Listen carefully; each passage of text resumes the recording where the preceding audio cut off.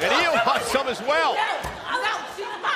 Bianca Belair reacts to Rhea Ripley signing contract for title match on WWE RAW. Bianca Belair sent a message to Rhea Ripley after she interrupted the contract signing on the March 17 episode of WWE RAW. Belair and WWE Women's World Champion Io Sky were set to sign the contract for their title match at WrestleMania 41 on the March 17 episode of WWE RAW. Rhea Ripley wound up getting involved, and she signed the contract. RAW General Manager Adam Pearce later argued with Ripley and noted that this wasn't how signings worked. In a tweet, Bianca Belair commented on Ripley's actions and sent her a warning. He said I didn't. Childish. Someone please explain to her how a contract works.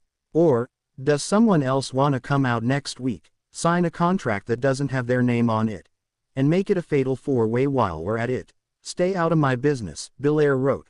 Rhea Ripley also commented on the situation. She simply shared a clip of her argument with Pearce and wrote, "Make it official." Rhea Ripley has spent much of the last year as the #1 babyface in the women's division within WWE, with the promotion listening to the increasingly positive reactions to the multi-champion and pulling the trigger on a run as a babyface. However, recent weeks have seen a strange change in the trajectory of Ripley's booking, and in many ways it seems as though WWE is turning her heel. It isn't entirely clear if WWE is actually trying a slow burn turn for Rhea Ripley ahead of WrestleMania 41, but they are certainly dangerously close to making that a reality, and we will take a look as to why that is the case. When looking at the potential heel turn that may be about to happen, it is important to look at the path Rhea Ripley has taken in recent months. Her initial chase of the women's world title and her feud with Liv Morgan saw Ripley got massively over, but as that storyline dragged on and Ripley's character failed to really develop, she began to feel a little flat and repetitive. Running out, beating people up, being protected in defeat, and winning in dominant fashion made up pretty much every week for her. When Ripley finally defeated Morgan at Raw's Netflix premiere, fans were excited for a new and fresh start for Ripley, but instead things have limped along. It wasn't long until Ripley lost the Women's World Championship to Io Sky, and it was a very welcome move that fans were overjoyed about, as Ripley's time as champion wasn't particularly setting the world alight. As Ripley's popularity has dropped overall, her personality has begun to change a little, finding a little more attitude, but not in a fun or likable way like she was as a cool heel previously in the Judgment Day, but instead as an unlikable, uncool crybaby. Rhea Ripley was cocky as she handed Io Sky a title match, and this came back to bite her as a simple but innocent distraction from Elimination Chamber winner Bianca Belair led to her losing the championship in a shocking title change. A backstage promo on post-Raw suggested that Ripley was set to find some more depth in her character, blaming herself for taking her eye off the ball. However, WWE didn't follow this narrative, and the next week she came out whining and complaining, making excuses for losing the championship. Ripley's promo segment with Io Sky and Bianca Belair did not make her look likable in the slightest.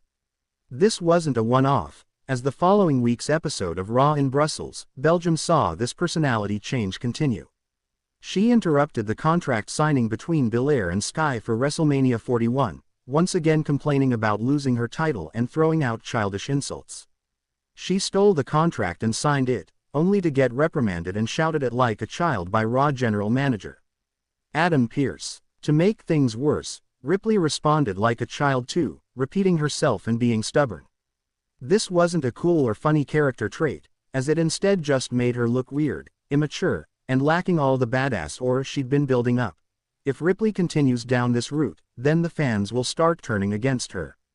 It isn't quite clear right now if WWE is doing this by design and gradually turning Ripley heel, or if they are simply just misjudging her character and the way they are presenting her. Either way, she is very, very close to entering the heel side of the fence, with one foot firmly over in recent weeks.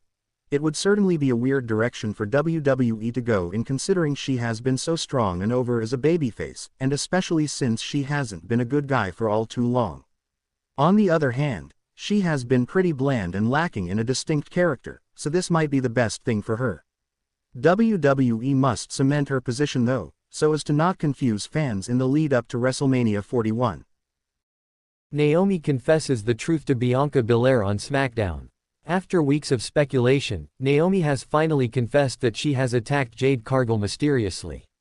She claimed, "I did it," in front of Bianca Belair, leaving Belair heartbroken and breaking her trust. On March 7, 2025, in SmackDown Edition, the Women's Elimination Champion was seen leaving the stage in tears after she was betrayed by Naomi, who has turned heel after the Elimination Chamber PLE. Naomi tried to explain her as she was leaving in tears. But when Belair refused to listen to her explanation, Naomi called her an ungrateful B***tch. In the meantime, Jade Cargill arrived in the arena.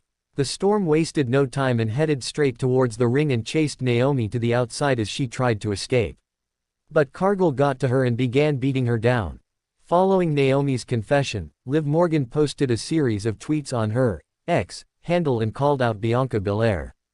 The current Women's Tag Team Champion demanded an apology from Bianca Belair for framing Morgan without evidence and claiming previously that she attacked Jade Cargill. Morgan also called out Naomi for lying all this time and falsely accusing her and Rodriguez. She also wondered out loud what Cargill was doing before she was attacked by Naomi. She wrote, "I always wondered WTF Jade was even doing to get pushed like that." Nevertheless, Morgan mentioned and remembered that she was still living a tremendous life as a record-breaking 3-time tag team champion. It will be interesting to see a clash between Naomi and Jade Cargill at the upcoming WWE event. Nevertheless, Morgan mentioned and remembered that she was still living a tremendous life as a record-breaking 3-time tag team champion.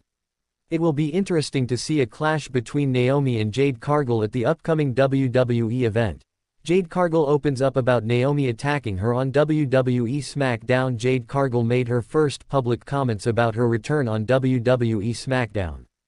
Cargill was taken out when she was attacked backstage in November. She returned at WWE Elimination Chamber and attacked Naomi. After Naomi confessed to attacking her the following week on SmackDown, Cargill came out and laid her out again.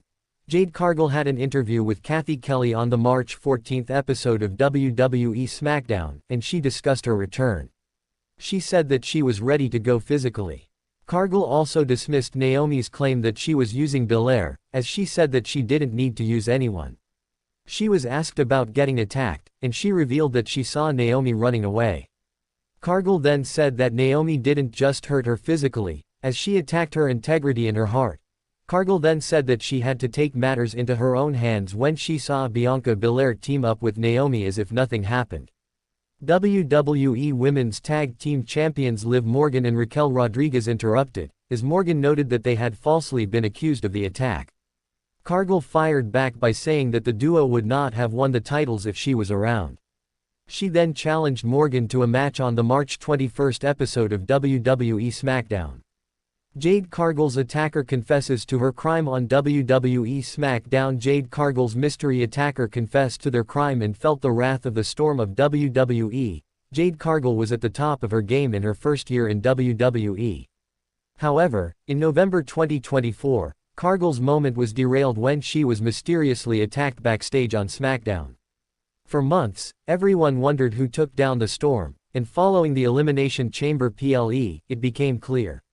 Cargill made her return at the start of the Women's Elimination Chamber match and launched a beatdown on Naomi, making it clear that she was the one who attacked her. On the SmackDown after the Premium Live event, Naomi confessed to her crime. Naomi confessed to being behind Jade Cargill's mystery attack on WWE SmackDown a few months ago. The March 7, 2025 edition of